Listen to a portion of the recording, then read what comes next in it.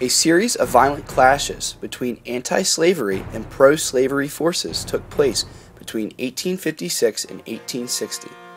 Americans on each side of the slavery issue became convinced that the other side was acting against law and morality. In January next, we shall take leave of the Union, and shall construct with our sister cotton states a government for ourselves. The condition of affairs at the North, since the election of an abolitionist for president, makes it necessary for us to get away as quickly as possible. Signed, E.B. Hayward. In March 1861, Abraham Lincoln was sworn into office.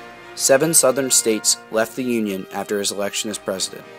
While politicians and the people debated how to respond, the first shots were fired and the nation plunged into civil war. Bloody fighting during the first 2 years of the Civil War made it clear to both the North and the South that the struggle would be long and difficult. Under immense wartime pressures, the Union and Confederate governments struggled to support their armies and care for their citizens.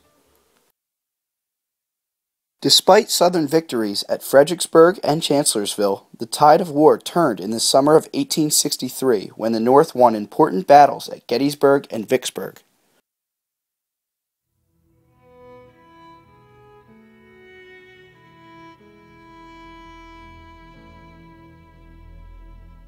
The Emancipation Proclamation is an executive order that was issued to the executive agencies of the United States by President Abraham Lincoln on January 1, 1863. This document proclaimed all slaves in Confederate territory to be forever free. It also ordered the Army to treat as free men the slaves in 10 of the states that were in rebellion, thus applying to over 3 million of the 4 million slaves in the United States. The proclamation immediately resulted in the freeing of 50,000 slaves, with nearly all the rest actively freed as the Union armies advanced forward. Though a small number of African Americans had began their service in the Union military, it was not until the Emancipation Proclamation that a large proportion of these brave men were granted the opportunity to aid in President Lincoln's cause. All we wanted was opportunity, and that, blessed be God, has come. Freedom is ours, and its fruit, equality, hangs temptingly on the tree, beckoning our own brave arms to rise and clutch it. On May 22, 1863, Congress and the U.S. War Department issued General Order No. 143. This order allowed black soldiers to fight along whites during the Civil War and beyond. When first the rebel cannon shattered the walls of Sumter and drove away its starving garrison, I predicted that the war then and there inaugurated would not be fought entirely by white men. You will be led by able and skillful officers, men who will take especial pride in your efficiency and success. They will be quick to accord you all the honor you shall merit by your valor, and to see that your rights and feelings are respected by other soldiers. This is our golden opportunity. Let us accept it and forever wipe out the dark reproaches unsparingly hurled against us by our enemies.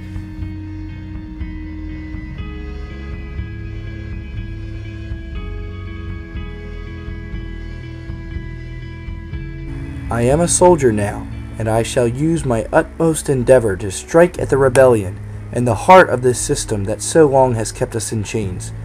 Remain your own affectionate husband until death. Samuel Cable.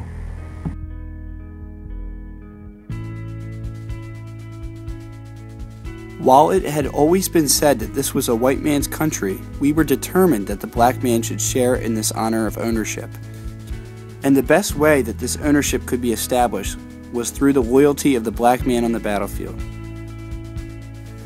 At 4 o'clock in the morning, the rebels made an attack on our pickets, who were about 200 strong. We were attacked by a force of about 900. Our men fought like tigers. If I have another opportunity, I will write more fully.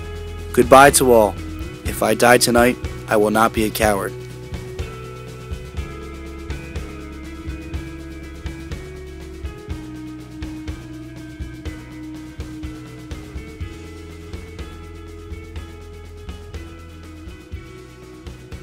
Bearers of a high commission to break each other's chain, with hearts aglow for freedom, they bore the toil and pain, and onward pressed through shot and shell swept fiercely round their path, while batteries hissed with tongues of flame and bayonets flashed with wrath. Oh, not in vain those heroes fell, amid those hours of fearful strife, each dying heart poured out a balm to heal the wounded nation's life.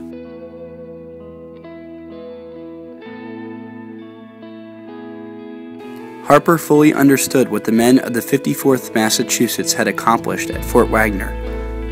Despite their failure to seize the fortification, their heroism served a far higher purpose. After the events at Fort Wagner, no one could legitimately deny Black worth, African Americans' right to serve in the Army, or their sacrifices to rescue the nation from destruction and perpetual slavery.